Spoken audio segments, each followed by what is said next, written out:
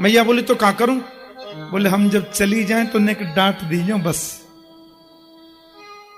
इसका मतलब उल्हाना तो बहाना है, इस उल्हाने वो तो गोविंद का दर्शन करने आती हैं।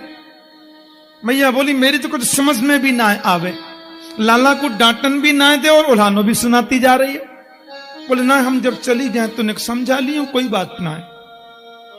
अब इन गोपियों में एक गोपी खड़ी थी 50 वर्ष की, सबसे बड़ी गोपी थी, तगड़ी भी थी।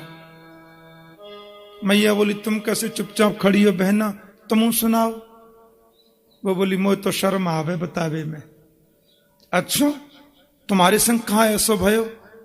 बोले परसों की बात है, मेरे पति देव को 51वां जन्मदिन हमने सबने मनायो। मैंने घर में श्री सत्यनारायण जी की कथा हो रखी, आचार्य श्री पधारे कथा सुनाए वे। मैंने सब संतन को निमंत्रण दिया, बड़े बड़े विप्र भी आएंगे।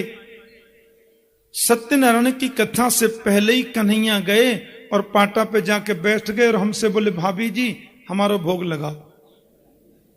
हमने कि लाला जी तो कोई बात ना है, ऐसे कैसे भोग लगा, ऐसे भोग ना लग सके। हाँ अभी सत्यनारायण जी की कथा होएगी, ब्राह्मण संत भोग लगावेंगे, भोजन पावेंगे, बाद में आप हमारे संग बैठकर प्रसाद ग्रहण कर लीजिए। अच्छा हमसे भी बड़ा कोई सत्यनारायण का? मैंने थोड़ी डांट लगा दी, छोटे बालक हैं। सो रूठ करके उठ के चले गए और मेरे घर के द्वार पे बाहर जाके बोले अंदर मुंह करके भाभी तुमने सच्चे सत्यनारायण को अपमान किया होगी सो देखी जाएगी, आज तुमको ही बताएंगे। मुझको बहुत हंसी आई, नन्नो सो लाला 3.5 वर्ष की उम्र। चले गए। दिन भर कन्हैया मेरे घर नहीं आए।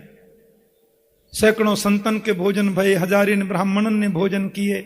सत्यनारायण जी को प्रसाद पूरी गोकुल नगरी में मैंने बांटे हो। लाला आए नहीं, माने आए ही नहीं। मेरे पति बहुत थक गए बेचारे, सो गए गहरी नींद में। रात को 12 बजे जाने कौन सी खिड़की में है कि तुम्हारे कन्हैया मेरे घर में घुस गए नजरानी, और मेरी लंबी चोटी मेरी पति की दाढ़ी में बांध के भाज गए। पति भी गहरी नींद में, मैं भी गहरी नींद में, हमको का पता चले। मन की लंबी दाढ़ी मेरी चोटी में कस के बांधी नहीं, और जाने कहां से भाज गए। रात के 1:30 बजे मेरे पति देव को बड़ी जोर की प्यास लगी और पानी पीवे के टाइम जैसी पति देव उठे सो बिन की दाढ़ी और मेरी चोटी दोनों खिंचे। अब मैं हल्ला मचाऊं, क्या कर रहे हो, क्या कर रहे हो? पति बोले क्या कर रही हो, क्या कर रही हो? अजी क्या कर रहे हो? बोले क्या कर रही हो? बोले क्या कर रहे हो? बोले क्या कर रही हो? हम दोनों ही परेशान भाई। नजरानी दीपक जलायो, मेरे पति की दाढ़ी के 25% बाल उखड़ गए। ऐसो ऐसो ऊधम मचावे लाला। नजरानी को आई जोर से हंसी।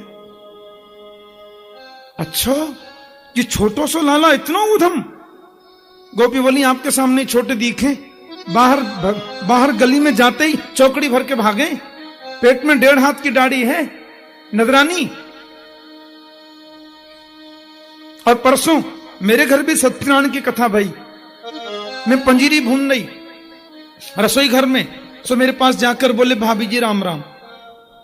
मैंने कि आओ कन्हैया। ओहो आज तो लाला बड़ी जल्दी नहा के आ गए। बोले हाँ अब हम जल्दी नहावे, पर भाभी तुमने पूरे घर के आंगन में गोबर को चौका काय को दे रखे हो?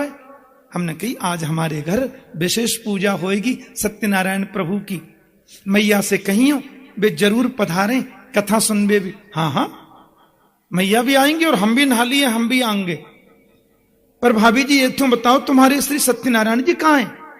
हमने की वो तो बरामदे में सिंहासन पे बैठे हैं, वहां पे मत जाइयो लाला, बच्चा ना जामे ऐसे पूजा में ना, हम तो दूर से दर्शन कर लेंगे। मैं पंजीरी भूनने लगी, आपके लाला चुपचाप बाहर गए, कुत्ता के 2 पिल्ला पकड़ के ले आए और दोनों पिल्ला लाए क्यों सत्यनारायण जी के सिंहासन पर बिठा दिए। कुत्ता के बच्चे बड़े अच्छे लगते हैं। परमानंद दास को ठाकुर लायो पिल्ला घेर, हमारे ब्रज में गाते हैं संत लोग। पिल्ला घेर के ले आए, बिठा दिए सिंहासन पे, और बाहर जाकर रसोई घर के जंगला पे लटक कर खड़े हो गए और भीतर झांक कर हमसे बोले भाभी ने कि अपने सत्यनारायण जी के दर्शन तो कर लीजो। मैंने कहा कोई गड़बड़ हो गया दिखे। मैं पंजीरी वंजीरी छोड़ के भागी, पूजा घर में देखा तो कुत्ता के पिल्ला बैठे 2 सिंहासन पर। मैंने दोबारा सत्यनारायण जी नवाए, पंडित जी बुलाए, प्रायश्चित पूजा कराई। ऐसो उधम एवं धार्ष्ट्यन्नु सतगुरु से मेघनादीनि वास्तव। अब देखो ये श्लोक तो बहुत गजब का है भागवत में।